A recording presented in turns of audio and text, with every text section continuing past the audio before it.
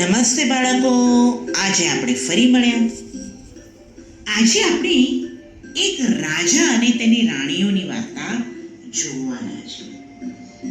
તો બાળકો, ચાલો જોઈએ વાર્તા.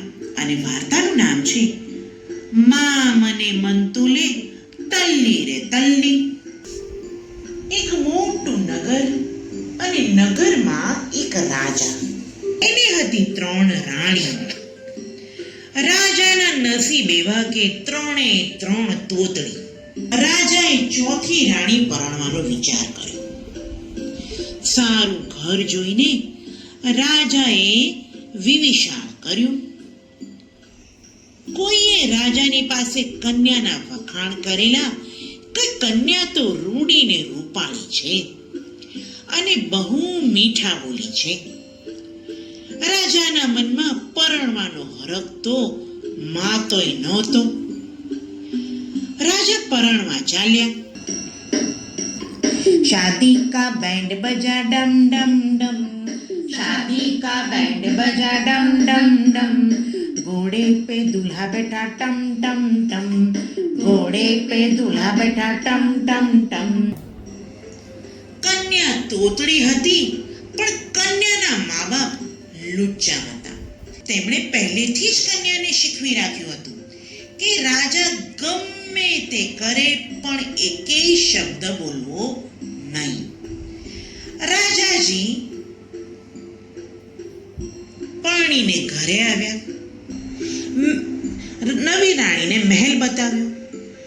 રાજા તો મનમાં મલકાતા હતા કે નવી રાણી મીઠું મીઠું બોલશે, મને રાજી કરશે અને હું રાજી થઈ જઈશ. પણ રાજાજીના નસીબમાં 4થી રાણી પણ તોતડી નીકળી. દિવસો વીતતા ગયા. નવી રાણી તો મૂંગી જ ઊભી રહે. રાજાએ ઘણું કર્યું પણ બોલે જ નહીં, જાણે હોઠ જ સીવી દીધા હોય. રાજા મનમાં કહે, આ તો ઉલમાંથી ચૂલમાં પડ્યા હોય એવું લાગે છે. તોતડીને મૂકીને બોલકીને લાવવા નીકળ્યા તો વળી આ મૂંગી તો નથી આવી ગઈ ને. રાજા ઘણો નિરાશ થઈ ગયો. એકવાર 4થી રાણી વાડામાં ફૂલ વીણવા ગઈ. ત્યાં તેને મંકોડો કરડ્યો. મંકોડો એવો તો કરડ્યો કે રાણીએ એકદમ બૂમ પાડી, ઓય માં, મને મંતોલે તલ્લી રે તલ્લી. ઓય માં, મને મંતોલે તલ્લી રે તલ્લી. ઓય માં, મને મંતોલે તલ્લી રે તલ્લી. રાજા ગોખે બેઠો હતો ત્યાં જોઈ ગયો અને સાંભળી ગયો. તે સમજી ગયા કે 4થી રાણી પણ તોતડી છે. એ સમજી ગયો કે 4થી રાણી પણ તોતડી છે. રાજાએ જ્યારે રાણીઓ તોતડી છે તે વાત છાની રાખેલી. કોઈને પોતે જણાવે જ નહીં. પરંતુ વજીરને આ બાબતમાં કંઈક વહેમ પડ્યો. તેણે વાત જાણવા ખાનગીમાં પૂછ્યું, રાજાજી, આપની રાણીઓ તોતડી છે એમ ગામના લોકો કહે છે, સાચું છે? રાજા કહે, એ વજીર, તું કહેવા શું માંગે છે? સાવ જ જુઠ્ઠી વાત છે. એમ કહીને વજીર તો ચાલ્યો ગયો. થોડા દિવસ પછી વજીર કહે, રાજાજી, કોઈક વાર મને જમવા તો બોલાવો.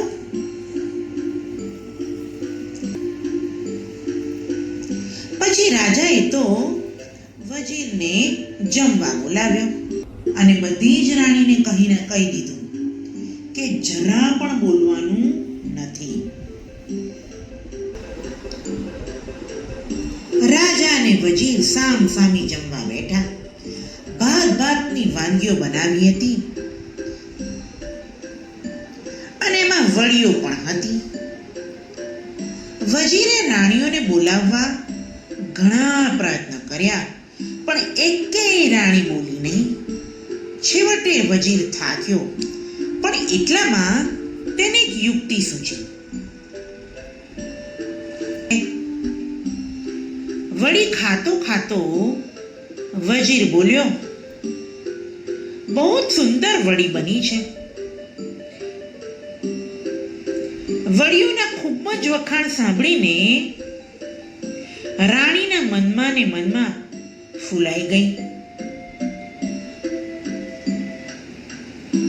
આ લાગ જોઈ વજીરે કહ્યું, આ વડીઓ કોણે તળી છે?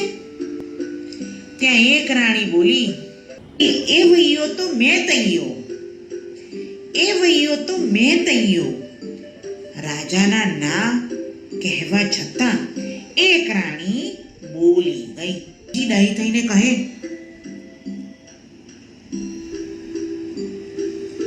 આ વહીઓ તો મેં બોલ્યો છે. આ જોઈને બીજી રાણીને થયું કે રાજાએ ના પાડી છતાં કેમ બોલી, એટલે એ પણ બોલી ઉઠી, ના પાડી તો બોલી કેમ? ત્રીજીના મનમાં થયું, આ તો બહુ જ ખોટું થયું. રાજાજીએ તો ચોખ્ખી બોલવાની ના પાડી ને આ બે જણીઓ તો બોલી પડી. તેના મનમાં સહેજ રોષ ભરાયો અને ઠપકો આપતા એ બોલી,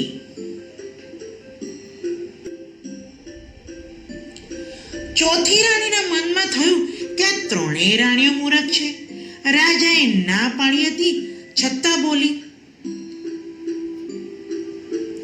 વજીર બધું જ જાણી ગયા. પોતાના મનમાં થોડુંક અભિમાન પણ આવ્યું. રાજાનો ભેદ વજીરે ખોલી નાખ્યો.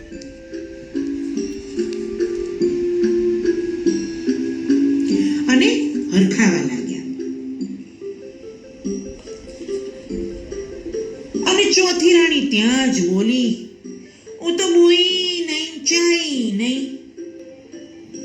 રાજા અને વજીર બંને કડકડાટ હસવા મળ્યા.